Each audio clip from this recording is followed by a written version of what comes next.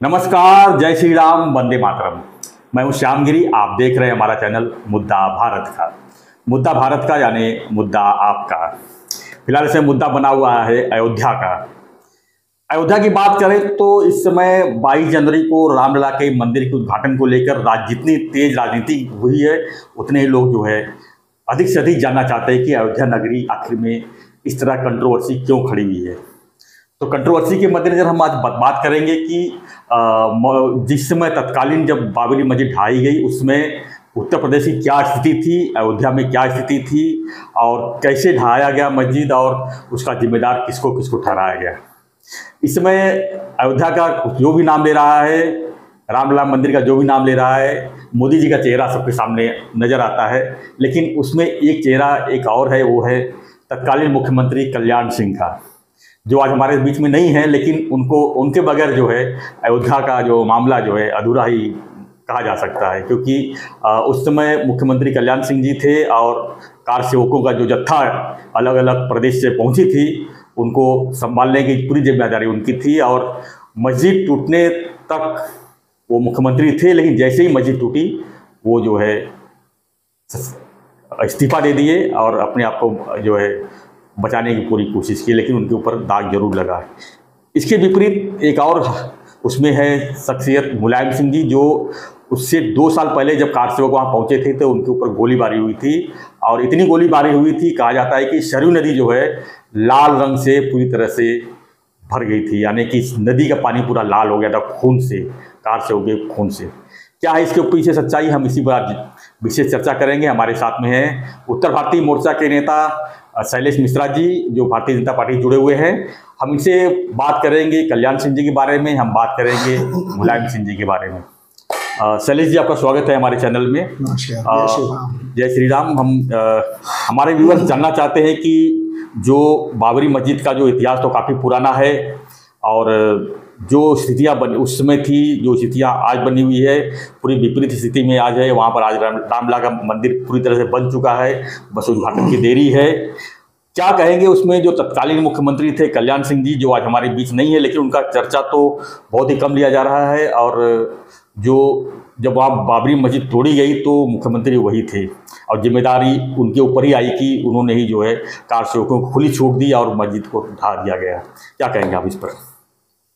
सबसे पहले मैं एक सुधार करना चाहूँगा जी कि वो विवादित ढांचा था, वो कोई सुप्रीम कोर्ट ने भी उसको कभी भी कोई दूसरी इमारत नहीं माना, उन्होंने हमेशा उसको विवादित ढांचा ही माना। जी। रही बात माननीय पूर्व मुख्यमंत्री कल्याण सिंह जी, 2 बार के मुख्यमंत्री, 2 बार के सांसद रहे हुए हैं और एक शब्द में अगर मैं उनकी व्याख्या करना चाहूँ तो वो उनकी वही भूमिका है जो रामायण में जटायु की है। भगवान जटायु जिन्होंने अपने प्राणों की आहुति दे दी, लेकिन भगवान श्री राम को दिशा बताने में कामयाब रहे कि माता सीता को किस मार्ग से कैसे कौन कहाँ लेके गया। जी। ठीक उसी तरीके से अपनी सरकार की आहुति देकर माननीय कल्याण सिंह जी ने आज जो कुछ भी अयोध्या में हो पा रहा है उसके लिए जो मार्ग प्रशस्त किया। और एक बात और आपको ध्यान में बताना चाहूँगा कि उन्होंने कभी भी न तो दुख प्रकट किया, न तो खेद प्रकट किया, न तो संवेदना प्रकट की, न तो उस जो विवादित ढांचा गिराया गया उसके लिए उन्होंने जिम्मेदारी से भी कभी पीछे नहीं हटे। जी। यहाँ तक कि जब वो विवादित ढांचा गिर गया तो पहली फुर्सत में सारे मुख्य सचिवों को बुला के, सारे फाइलें बुला के अपना दायित्व का निर्वाह करके अपना इस्तीफा लेके राज्यपाल रेड्डी जी के पास पहुंचे। रेड्डी जी उनको समय देने के लिए तैयार नहीं थे, तो तत्कालीन प्रधानमंत्री नरसिम्हा राव जी से जानना चाहते थे कि मुख्यमंत्री विधानसभा पूरी बर्खास्त की जाए कि या इस्तीफा लिया जाए। लेकिन माननीय मुख्यमंत्री तत्कालीन कल्याण सिंह जी ने जाके वहां पे अपना इस्तीफा दे दिया और बाद में तो सीबीआई के अंदर हमारे वरिष्ठ नेता आडवाणी जी, मुरली मनोहर जोशी जी, उमा भारती जी, साथ ही साथ कल्याण सिंह जी के ऊपर भी गुनाह दर्ज किया गया और इसमें 1 दिन की सजा और 20,000 रुपये का दंड भी कल्याण सिंह जी के लिए लगा जी। लेकिन किसी भी समय उन्होंने उस काम के लिए उन्होंने कभी उसको शोक का विषय नहीं समझा, उन्होंने उसको भारत की गौरव का ही विषय समझा। तो जो ये ऐसा कहा जाता है कि कोई किसी ने जवाबदारी नहीं लिया और फलाना डिपका ने जवाबदारी लिया, ये बात सरासर गलत है। तो विवादित ढांचा अतिक्रमण था, राम जन्मभूमि पे अतिक्रमण था, तलवार की जोर पे हिंदू सनातन धर्म की शांति और सहिष्णुता का नाजायज फायदा उठाकर आक्रांताओं ने उसके ऊपर कब्जा किया और हमारी आस्था को चोट पहुंचाने का कोशिश किया। 464 साल बाद वहां पे वो विवादित ढांचा और वो हटाने की बात थी, वो तोड़ने गिराने फोड़ने की बात थी ही नहीं जी। कि जो भी आपकी उस विवादित ढांचे में है आस्था उसको शिफ्ट कर दिया जाए। तो माननीय कल्याण सिंह जी की ये जो एक तरीके से हिंदुत्व के लिए, सनातन धर्म के लिए, भारत की संस्कृति के लिए उन्होंने जो कुछ भी ये कार्य किया है वो सदैव इतिहास में एक जटायु की भूमिका में याद किए जाएंगे। चलिए जी, एक चीज़ आप बताइए कि अगर आज कल्याण सिंह जी होते, हालांकि कुछ ही समय पहले उनकी निधन हुई है, लेकिन आज अगर कल्याण सिंह जी होते तो क्या क्या उनकी भूमिका होती, क्या स्थिति उनकी, क्या सम्मान उनको मिलता? उनको पूरा सम्मान मिलता। देखिए, पूरे रामायण में श्री राम ने कई पात्रों को साथ में लेके एक मर्यादा पुरुषोत्तम राम ने एक व्यवस्था बताई कि किस तरीके से एक समाज चलना चाहिए, किस तरीके से हमको अपने परिवार में, अपने देश में अपने दायित्व का, अपने अधिकारों का निर्वाह कैसे करना चाहिए।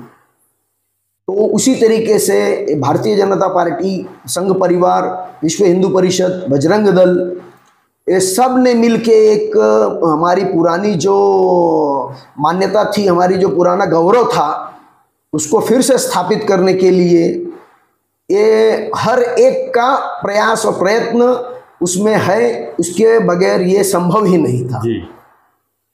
तो ये किसी में किसी को भी हम इसमें कम ज़्यादा उल्लेख नहीं कर सकते, सबका उसमें योगदान है। राम और शरद कोठारी बंधु, जिनको 30 अक्टूबर को विवादित ढांचे के ऊपर भगवा ध्वज पहले लहराते हुए देखा गया था, उनकी हत्या हो गई, वो बलिदान दे दिया उन्होंने। ऐसे लाखों स्वयंसेवक, कार सेवक, साधु संत, महात्मा, ऐसा कोई भी विभाग नहीं है जिसने इसके अंदर अपना योगदान नहीं दिया। सब लोगों ने एक जो अपराध हुआ था एक सभ्यता के ऊपर, उस अपराध को निकालने का, मिटाने के लिए सब ने अपना अपना भूमिका निभाया। और यशस्वी प्रधानमंत्री मोदी जी और हमारे गृह मंत्री अमित शाह जी, इनके योगदान को तो कोई नकार ही नहीं सकता है। उस पूरे कोर्ट न्यायिक प्रक्रिया से लेके राजनीतिक, सामाजिक, विश्व मंच के ऊपर ये एकदम बहुत प्रमुख मुद्दा है।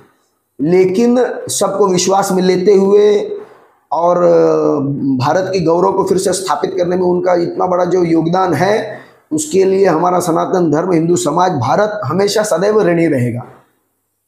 तो इसके लिए अब 22 तारीख की प्रतीक्षा है, 22 जनवरी को, जल्दी से जल्दी प्राण प्रतिष्ठा हो जाए और हम जैसे साधारण कार्यकर्ताओं को भी वहाँ पे श्री राम का दर्शन मिले। जरूर मिलेगी दर्शन। तो अब हम चर्चा करते हैं दूसरी तरफ पहलुओं पे।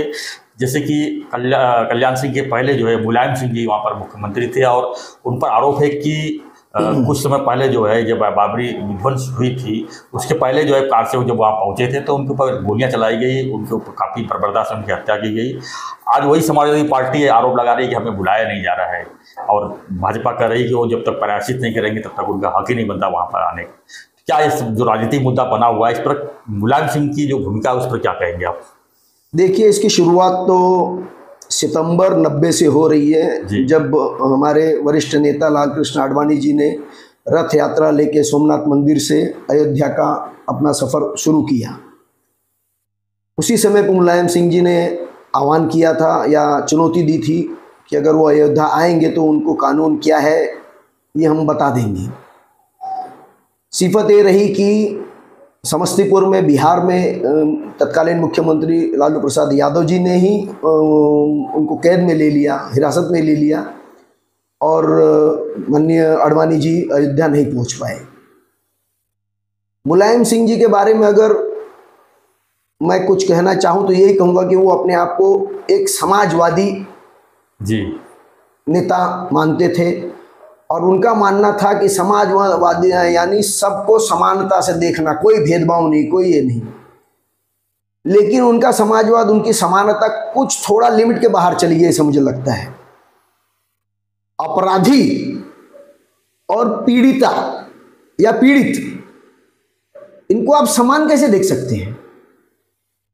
हिंदू समाज पीड़ित था।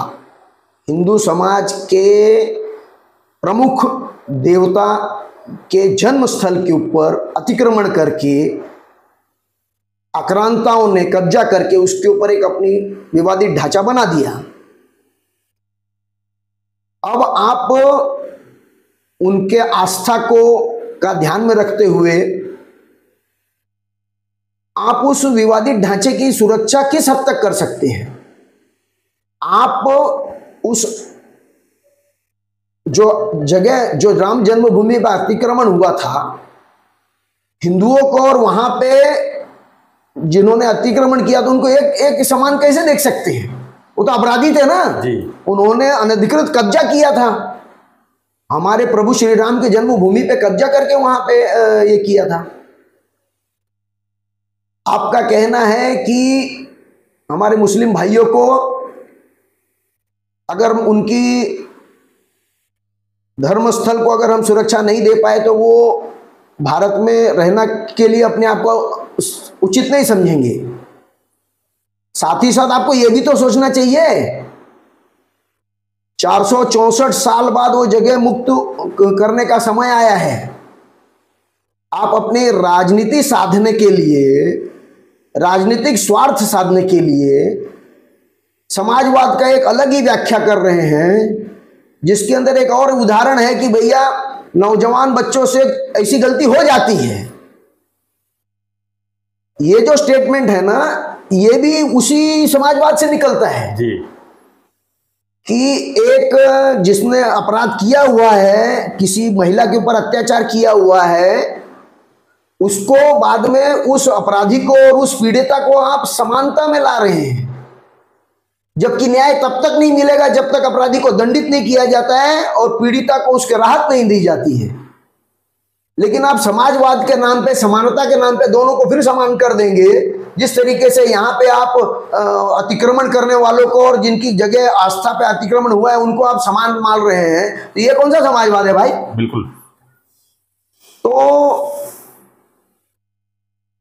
29 अक्टूबर को बहुसंख्य में कारसेवक, साधु संत अयोध्या शहर में पहुंचे, हनुमानगढ़ी की तरफ बढ़ रहे थे, विवादित स्थल पे भी पहुंच रहे थे, और ये लोगों ने तो 1.5 किलोमीटर का दायरा पूरा विवादित स्थल से उसको बैरिकेडिंग कर दिया था। लेकिन कारसेवकों का उत्साह कि वो लोग बैरिकेडिंग तोड़ के आगे चले गए। वहां पे मानवता की दृष्टि से उसको देखना, समझना की जरूरत थी, लेकिन चेतावनी देने के बाद में ये लोगों ने फायरिंग कर दिया, भगदड़ मच गई, कई लोगों को की जान चली गई। लेकिन कार सेवक साधु संत अपना बलिदान देने के लिए तैयार थे, अपनी आस्था के लिए, अपने मूल्यों के लिए, अपनी संस्कृति के लिए, अपनी सभ्यता के लिए। एक दिन के लिए तो सदमे में जरूर आ गए थे, लेकिन दूसरे दिन 2 नवंबर को 1990 को फिर से वो लोगों ने अपनी रणनीति बनाई और जितने भी सुरक्षाकर्मी थे, अधिकारी थे, उनके चरण को स्पर्श करके, उनका आशीर्वाद लेके वो आगे बढ़े। सारे सुरक्षाकर्मी भी एकदम स्तब्ध रह गए थे कि ये क्या हो रहा है, क्या करें। 2 दिन पहले ही उन्होंने फायरिंग की और इतने लोगों की जान गया है। लेकिन आस्था का कोई मूल्य नहीं होता है। हजारों लोगों की जान गई और हजारों लोग भी अपना प्राण देने के लिए तैयार हैं। इसी तरीके से वहां पे फिर से 2 नवंबर को दबाव पड़ने पर सुरक्षा कर्मियों ने फिर से गोली चलाई और सरयू नदी को, जैसा आपने बताया, कि लाल कर दिया खून से। और ये अपने समाजवाद का ढोल पीटते रहेंगे कि भाई हम समानता चाहते हैं। क्या समानता है? अपराधी और पीड़ित के बीच में अगर आप भेद नहीं कर सकते तो आप शासन करने के लायक ही नहीं है। फिर शासन की क्या जरूरत है? अगर सब समान ही हो गए हैं, अतिक्रमण करने वाला और आक्रांता और जो पीड़ित है, शोषित है, वंचित है, इन्हीं को न्याय दिलाने के लिए तो सरकार रहती है ना। ये तो प्राथमिक दायित्व है सरकार का। बिल्कुल। आज हमारे बीच में दोनों जन नहीं है, मुलायम सिंह जी भी नहीं है, कल्याण सिंह जी भी नहीं है। लेकिन अगर एक जन को हम अगर जटायु की भूमिका देते हैं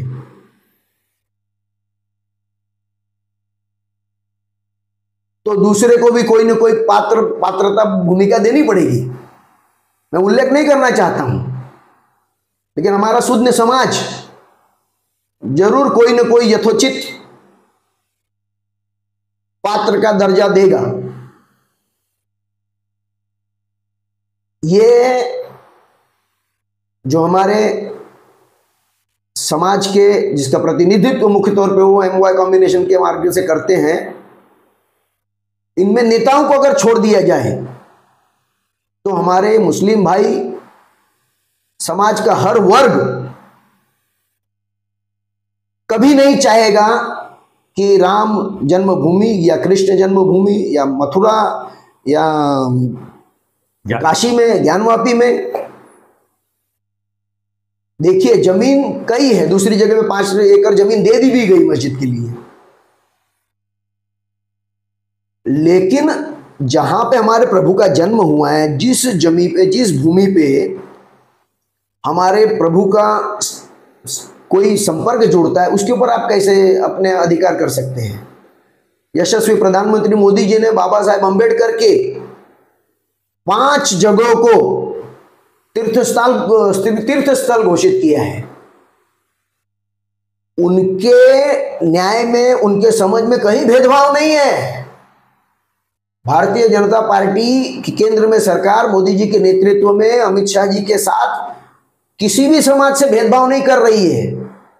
जिस तरीके से वो सनातन धर्म हिंदू समाज को न्याय दिला रही है, उसी तरीके से हमारे पिछड़े वंचित वर्ग के नेता, हमारे संविधान के निर्माता, भारत रत्न माननीय डॉक्टर बाबा साहेब अंबेडकर जी को भी वही महत्व दिया है। उनके लंदन में भी उनकी जो मऊ में जो जगह थी, मुंबई में जो हिंदू मिल है, सबको एक तीर्थ स्थल बना के एक सर्किट बनाने का काम किया है मोदी जी ने।